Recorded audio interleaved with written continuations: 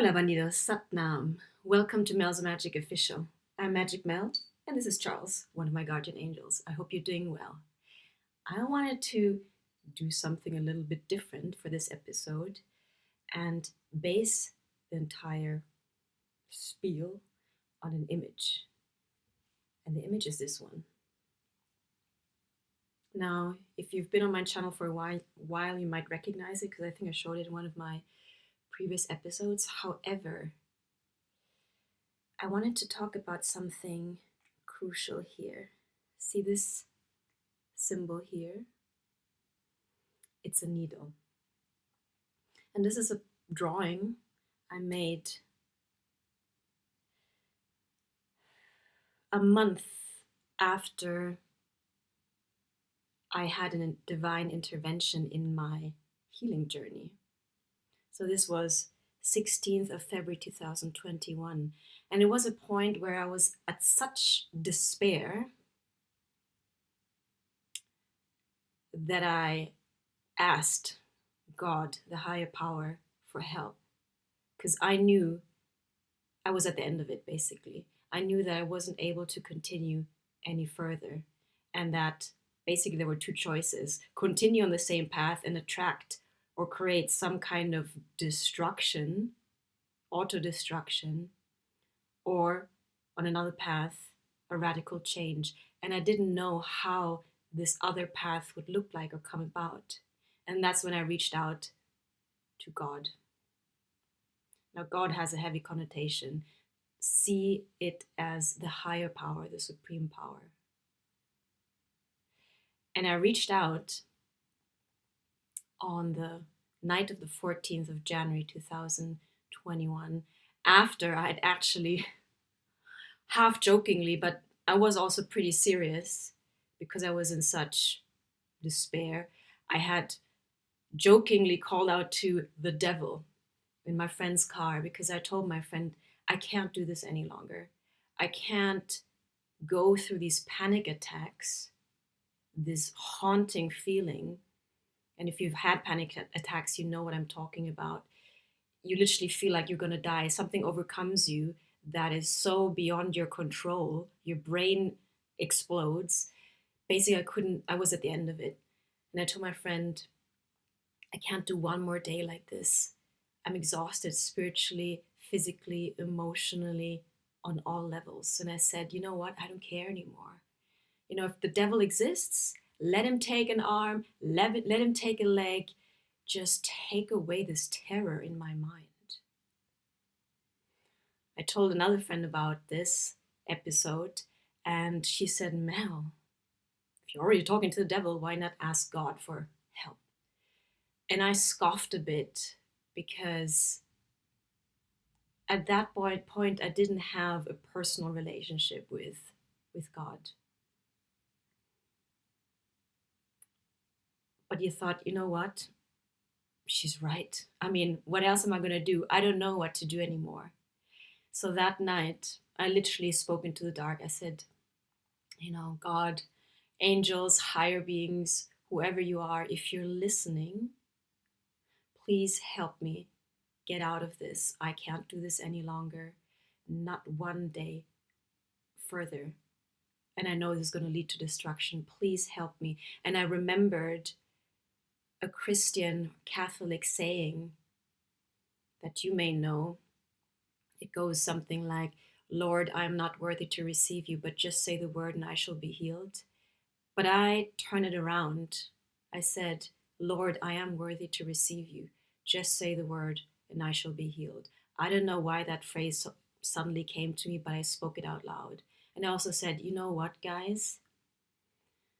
If you help me, I promise I will use this experience for something good. And part of this deal is me opening Mel's Magic Official. It's a way of sharing my experience in the hope of, maybe bringing some hope to you if you're also struggling, if you've also gone through, mental health issues, if you've been at the edge of despair, if you had suicidal ideation, anxiety, depression. You know what I'm talking about. But this divine intervention is not something that I've spoken about enough because it was pivotal. It was literally this transformation that I went through thanks to that reaching out, that plea for help. I was literally begging, you know? So after I said that and after I made that deal, I fell asleep. And the next day, I remember I was so confused. I woke up and I knew something was radically different, but I couldn't quite point my finger. So I got up, was pretty disoriented, walked outside. Everything seemed really crystal clear and bright, almost like HD defined, you know? At that point, I thought, maybe I'm manic. And I was still on antidepressants. So I called my friend. I said, you know what? I'm feeling really weird. And he was like, well, how are you feeling? And I said, I think the pain is gone.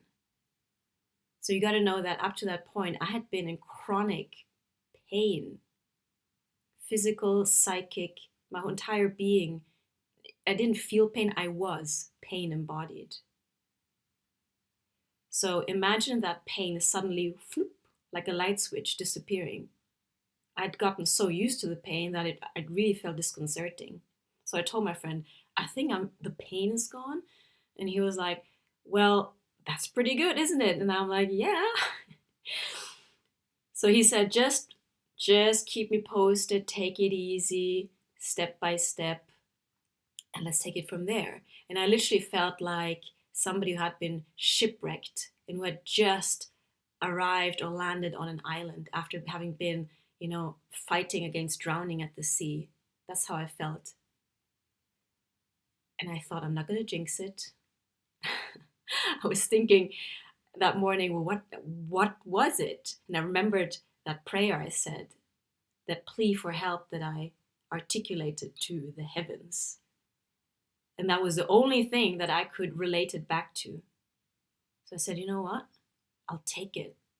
I won't jinx it. I'll just slowly crawl my way up back onto the shore. And that's what I did. And from that day on, up to this day, I've never gone back. And it's something that even my German rational brain thinks like, it sounds pretty crazy, but it's something you have to experience. The shift was so radical that the way I wanted to represent it was having gone through the eye of a needle. It took complete surrender. I had to be destroyed in that sense. My ego had to be destroyed. That part of me that was clinging on to old ways, that was immersed into the pain, had to be wiped clean and transmuted.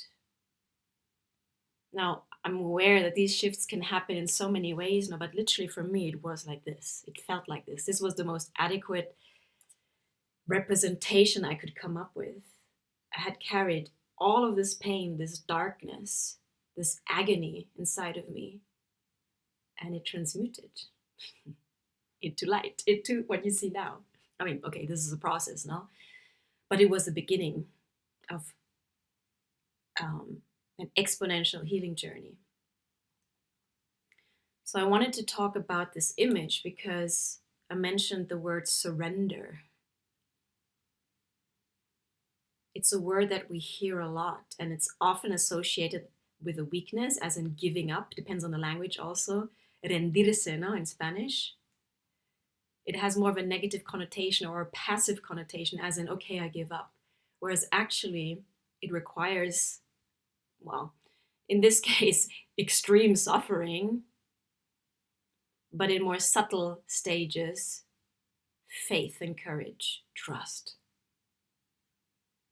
It's at the point where we don't trust, where we resist so much and forced into so much pain through our own resistance, that eventually, yes, you have to surrender, or, it looks pretty bleak.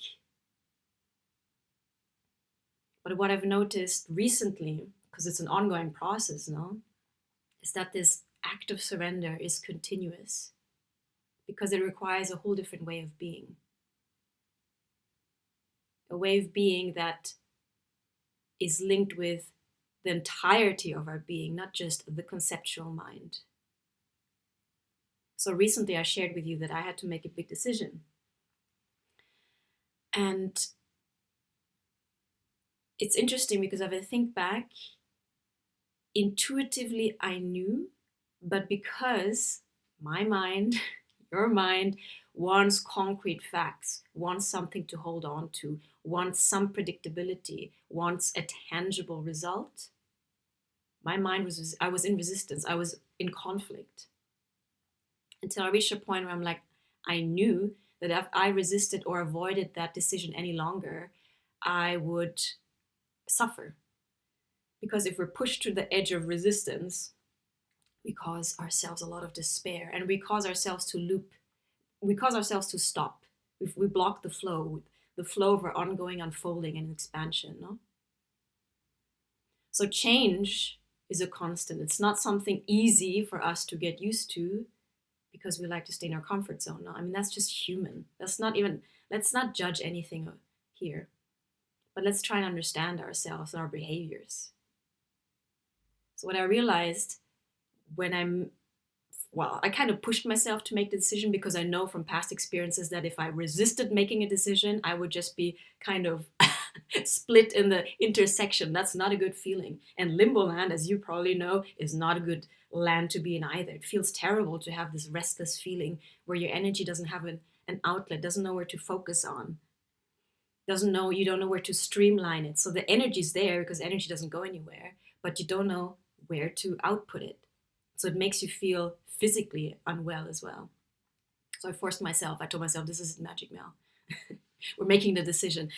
And it has a little bit to do with timing also, like the timing was right to make the decision because I had no more excuses, I had no more visitors, and I had some time to check in with my guidance again. If you look back, I think 2 episodes, I spoke about the time where I was struggling because I had, a lot of people around me,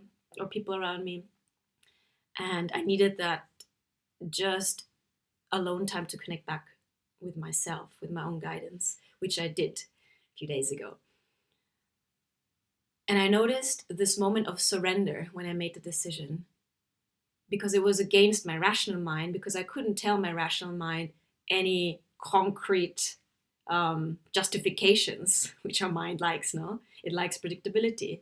But I just knew inside it was the right decision to make while taking risks. And that's where faith comes in. And linking back to here, that's where your relationship with the divine is so important. Because without that connection, without that faith, it's extremely difficult to surrender. Because what are you surrendering to? Where are you putting your trust into? Without that connection, you're basically cut off, and you think it's just about you and your separate self, no? It's you against the world. But if you know that there's something guiding you, and then you're not doing this alone, then that's a different matter, no? If you know that there's something bigger supporting you, malgré tout, whatever happens, then you can feel more ease in making difficult decisions, where maybe your heart is at conflict with your mind or with your higher guidance.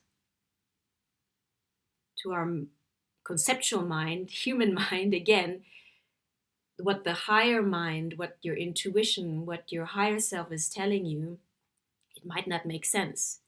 And rationally, you think, okay, I need to do A, B, C, D, but your higher mind is saying, no, turn right. And you're like, why? And your higher self is like, just trust me. I'm like, why should I trust you? Because I have the bigger picture. I'm up here, you're down here. Not about hierarchy, but I literally can see further. I'm like the eagle. I have the spectacles of the soul, and you're in the valley, so trust me, turn right. So it takes a lot of faith, a lot of trust in that connection with your higher self, which is essentially the connection with your soul and your divinity and the divine guiding you. So surrendering is an act of faith. And it takes being okay with not knowing, not having all of the facts, not knowing what the exact result will be by following that path. Being okay with not knowing, being okay in uncertainty. And trust me, it's something I had struggled with my entire version A of Magic Mel. I wasn't Magic Mel before, I was Melanie Grützke-Davillard, but that's a whole other story. because I didn't have that connection.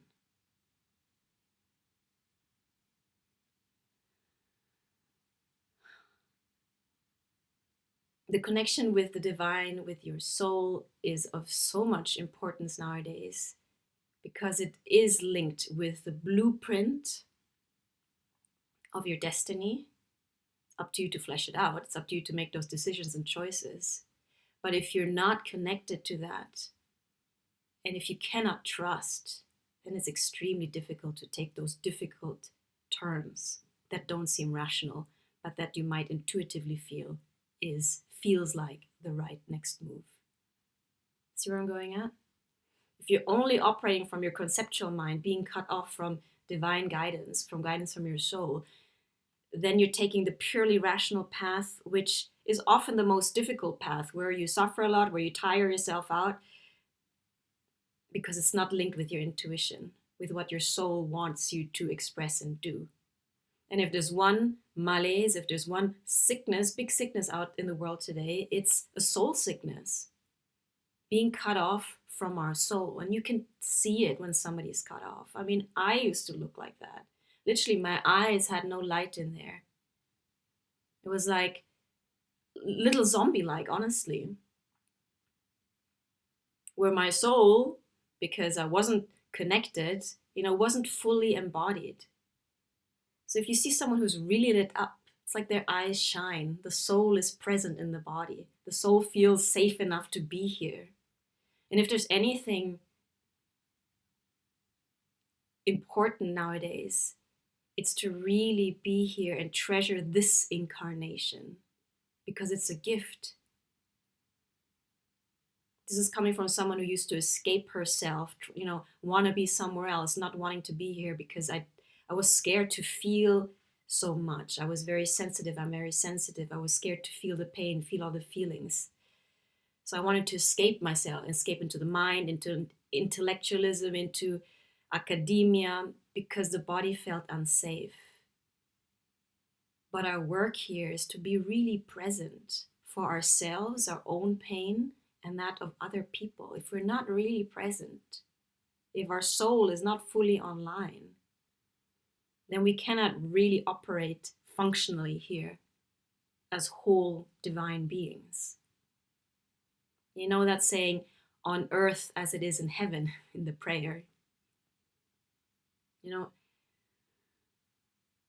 It is our opportunity to create heaven here on earth. This is spiritual. Everything is spiritual.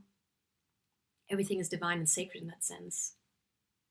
So how can we bring more of that sacredness, more of that divine frequency onto earth? Like create it right here, right now. Not wait and die and then, it's right here, right now, where we have this opportunity to create something completely different, something new, a new earth, a more compassionate, a more loving, a more divine, a more humane world.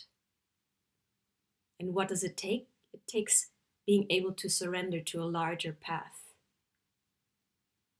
that the ego likes to resist, because the ego wants to feel safe in familiar patterns, So again, trusting that there's a bigger picture, something out there that is guiding us, a huge wave of evolution happening right now, and we're in it, in the transformation, and that we're encouraged to trust ourselves more, to connect, to really be here in the body, bring the soul fully online, heal, so we can integrate all of those splintered off soul fragments that were fragmented due to trauma. The more we heal, the more present and safe the soul can be in the body. It's important if we want to create something new, because this new earth, we might have visions, we might be inspired, but where does the inspiration come from? Spirit, no? God, the divine, universe, whatever you want to call it. So we need to swipe away, clear the debris, so we have that connection again.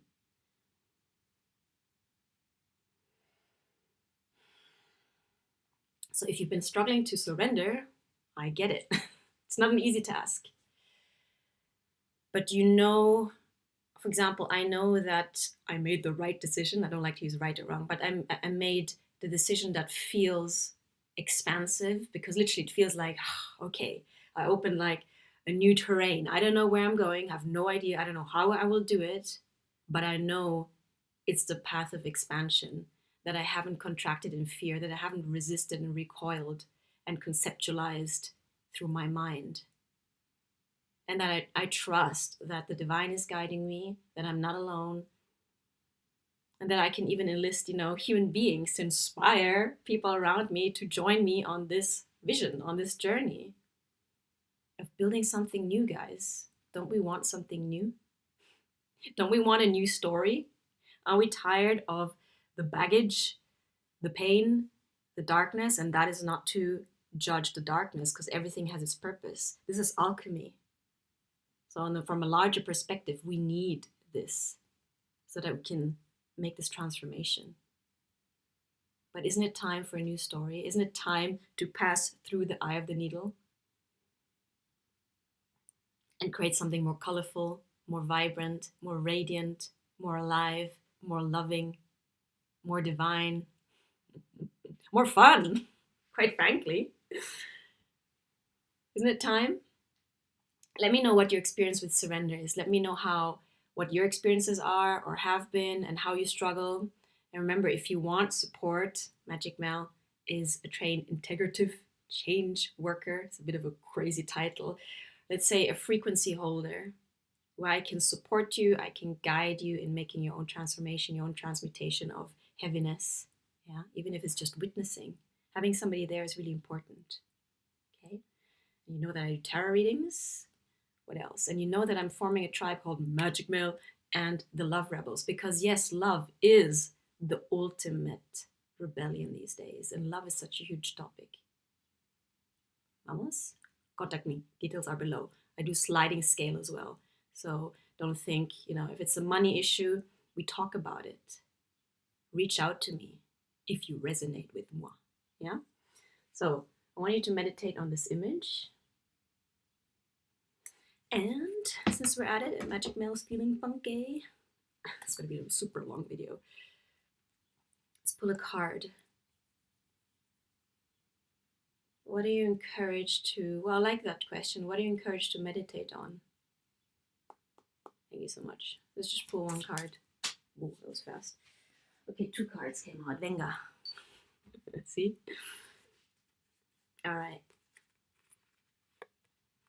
7 of Pentacles and Temperance. Temperance is a big one. I mean, what does temperance even mean? It means moderation. It means patience. Gosh, I struggle with patience. Don't you as well? And equanimity, balance. You see the fire of passion maybe there. The fire of emotion is being tempered by this. Is it a heron? No? So that more steady vibrations are able to emanate from you. And that you can allow yourself to be supported by these more steady, calming vibrations. Okay? To temper something, to moderate something, to make something more easeful, to balance it out. It's a work in progress. 7 of Pentacles is all about that, no? We are a work in progress. That's why it's so important that you treat yourself with temperance, which is also linked with gentleness. No? I mean, I'm sure you're very hard on yourself, or you have been very hard on yourself. I like to remind you to, in those situations, think of you like a 5-year-old child, 3-year-old child, whatever. Innocence. How would you talk to that child? Would you scream at it, or be more temperate, shielded, protected, with caring energy? And again, it's a process. No, we learn about ourselves. Hopefully, you're gathering tools to regulate your emotions. It's super important because, let's face it, we haven't been born. A lot of us haven't been taught these tools as kids. So it's up to us now as adults to gather these tools, to learn these tools. There's so many tools. I mean, in my coaching course, we learned so many beautiful tools to down regulate emotions, to come from an activated state back to neutral, or even an elevated emotion, so that you feel more in control. Again, if you want to know more, talk with me, email me. But it's a work in progress, and we got to be patient with ourselves and not expect. I mean, I always talk about miracles, and miracles are absolutely possible, but I haven't told you what happened after I had that light switch moment, no? I realized that, hey, it's not just about this spiritual awakening, it's about consistency, about cultivating yourself. So, can you cultivate yourself, your steady progress with temperance, with patience, with gentleness? Yeah? I'll leave you with that message. How's that? Charles and moi love you. Sign up. Thank you for liking, sharing, and subscribing. Share with friends. Comment, please, because it does help my channel, helps spreading it. And if you feel so inclined, if you vibe with my message, thank you for donating. It really helps my channel. Thank you so much, guys. I'll see you for the next episode. Stay cool, stay temperate, be gentle with yourself, and remember to contemplate on the eye of the needle and how you respond when you're being called to surrender.